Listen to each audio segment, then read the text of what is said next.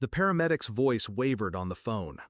"Your son was in a playground accident and taken to Children's Hospital." I froze. Not because of the news, but because of the lie inside it.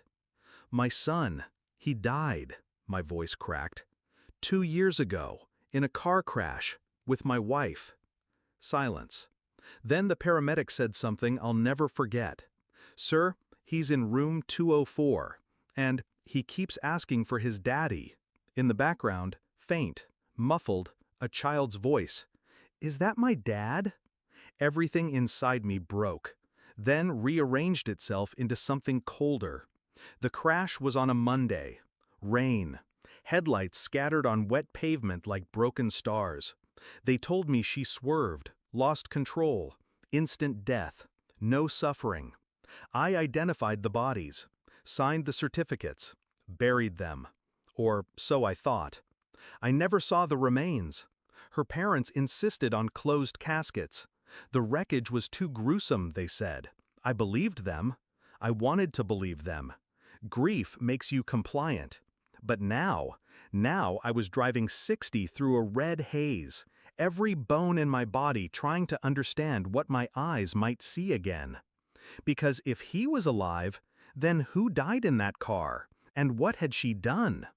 Room 204 smelled like antiseptic and betrayal. The boy looked up as I entered. Wide eyes. Familiar. Too familiar. Same dimple. Same dark lashes. Same scar under the chin from falling off his tricycle when he was 3. He smiled.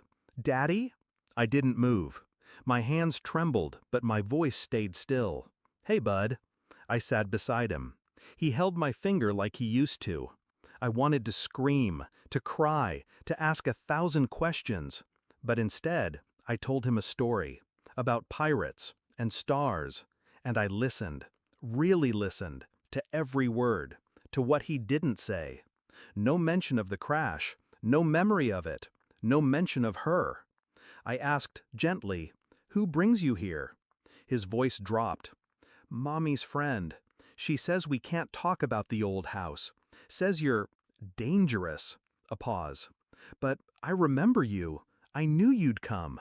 And just like that, my grief twisted into something darker.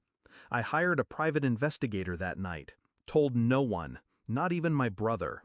In 72 hours, I had the truth. There was no fatal crash on record. No confirmed body ID. She staged it. With the help of an old flame, an EMT who filed the false report and vanished soon after. Insurance fraud, custody theft, and a clean disappearance. She'd emptied our joint account the morning of the accident, booked a cabin in Colorado under a new name, raised our son in hiding, all while I mourned a ghost. She let me break, let me bury an empty box, let me weep beside a grave full of nothing. I didn't go to her. I let her come to me. Hospital policy required guardian presence. She arrived late. Sunglasses, messy bun, no shame. The moment she walked in and saw me, her face drained. She opened her mouth. I handed her a file. Court documents. Custody reinstated. Fraud charges pending.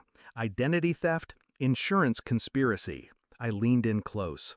"You stole my grief," she swallowed. I had no choice. No, I cut her off. "You had options. You picked the one where I buried our son while you played family with another man." I turned to the boy. "Kyle, go grab your book from the nurse." He ran off, unaware of the storm behind him. She moved to follow. I stepped between them. "You don't get to touch him anymore. Kyle sleeps in his old room now. Same posters, same bed sheets. Different father. Stronger. Colder. Wiser. The woman who broke me sits behind a glass wall now, waiting for court dates. No visitors. No smiles. Sometimes I wonder what broke in her, but then I remember it doesn't matter. My son is home. And the ghost I buried 2 years ago wasn't him. It was the man I used to be. And he's not coming back.